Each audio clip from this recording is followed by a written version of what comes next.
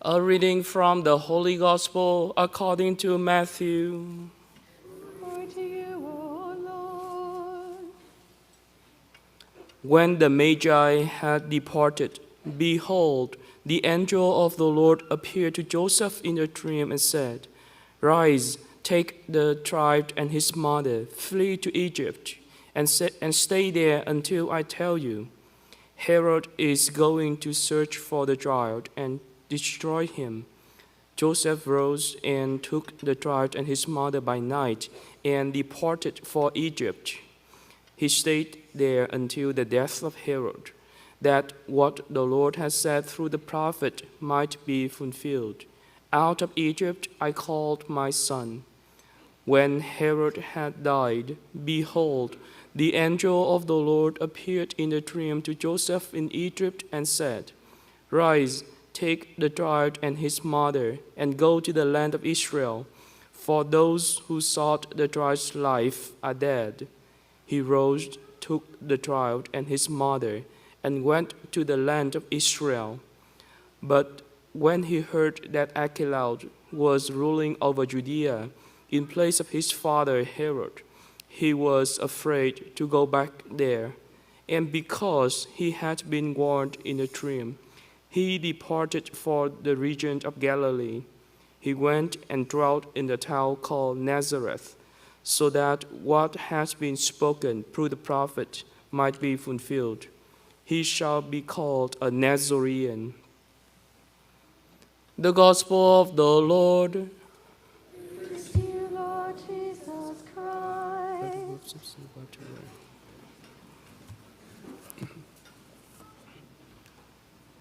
Today we celebrate the feast of the Holy Family of Jesus, Mary, and Joseph. What struck me most in the name of the feast day is the word holy.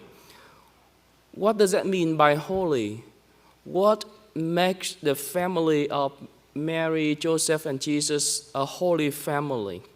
So if we reflect on the life of each member in this family, we can realize that faith is the foundation of the Holy Family. So Joseph has faith in Mary. His obedience of faith and his reverential love for Mary help him to ponder inwardly the right way to respond to Mary's pregnancy. So Joseph accepted the angel's message. He accepted Mary as his beloved wife, and he accepted Mary's child as his own son and named him Jesus. So in all these things, he acted righteously. He did not speak out even a word, but his life is a continuous conversation with God in faith. So he seeks God's will from the depth of his emotional and intellectual agony. And in the silence of his heart, Joseph found out God's will and promptly responded to it with his obedience of faith. So Mary also has faith in Joseph. As Joseph betrothed, Mary might have been well aware of the terrible things awaiting her ahead if it had happened exactly as the angel had announced to her. Her conception of a child out of the wedlock was not only a terrible scandal in the midst of her community of faith, but it also put her life at risk because, in accordance with the Moses law, any woman who was unfaithful to her husband or even to her promised partner could be brought outside of the town and stoned to death. So Mary must have great confidence in Joseph's love and respect for her when she courageously said yes to the announcement of the angel. So she has to trust to Joseph's love and respect and faith in her. so that she could carry out the extraordinary vocation that God has given her through the angel. So both Joseph and Mary must also have love and faith in their son. Not only they have love and faith in their son, not only as the normal boy like any other, but also as the Emmanuel, as the God with us, the incarnate word of life. In their obedience of faith, Joseph and Mary had to believe in the great mystery of salvation that shall be fulfilled in their beloved Son. And I myself don't think that it is an easy task for them to understand clearly what was happening to them. So they anxiously looked for, just look back the story in the temple when Jesus at the age of 12 and he get lost on the way back home. The parents, Joseph and Mary, anxiously looked for Jesus when he got lost in the temple. They did not understand what their son meant when he said that he had to be in his father's house. Joseph and Mary treasure each and every event in the life of their beloved son and ponder them in their heart. And when it comes to Jesus, he also showed respect, love, and faith in his parents. So he was obedient to his parents. He lived in the humble life with his parents in a very simple house in a distant area where he increased in wisdom, grew up in stature, and found favor with God and his neighbors. So 30 years, almost 30 years of living in his family in Nazareth, Jesus learned precious lessons through his parents' examples of faith. He learned how to say the prayer in the Jewish prayer. He learned how to write. He learned how to read. He learned from his parents the habit of going to the local synagogue to worship God. And all these things, we can see that this good habit keep follow Jesus during the time of his active ministry. So it is in the family that Jesus learned from his parents all these good lessons of faith, which prepare him for the future mission.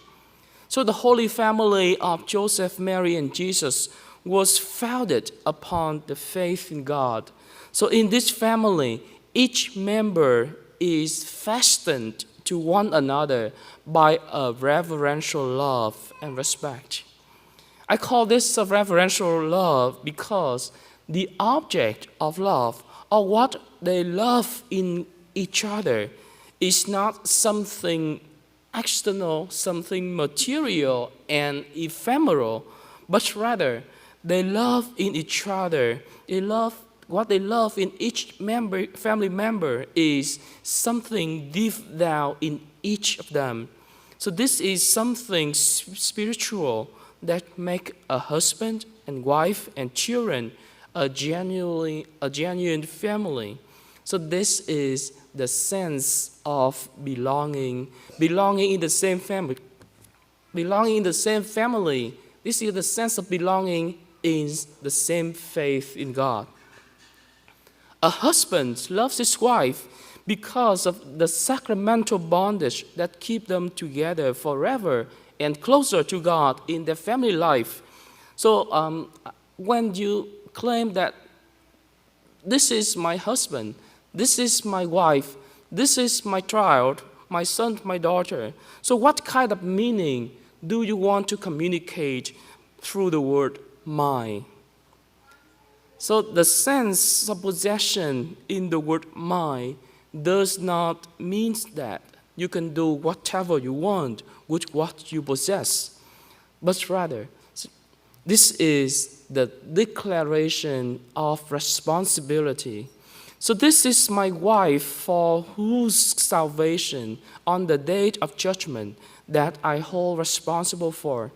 This is my husband for whose salvation on the day of judgment that I am responsible. And this is my children for whose salvation on the day of judgment that I am responsible, etc. So on the foundation of faith, each member in the family looked for the salvation of one another as the ultimate object of their love for one another. So God reveals himself in the bosom of a family, human family, because God wishes to live with us in the intimacy of a family. And we are also called to live a family life with God in the same intimacy. So in our human family, the holy, the divine, the divinity is created and becomes manifest through each of the family member. So the Feast of the Holy Families celebrate these values, this meaning, which is contained in the very most trivial daily action that we manifest in our daily life as a family. So, do you see the holy in your husband? Do you see the holy in your wife? Do you see the holy in your children? And do you see the holy in your parents? So let the light of faith illumine the eyes of your mind and your heart. So faith is the eyes of the soul. So if you have faith, faith in the baptism, faith in the sacramental bondage of marriage, faith in the presence of the holy of God in each family member, then I believe you can see the Lord in your husbands, in your life, and in your children, and your family will be the holy manger for God to dwell in.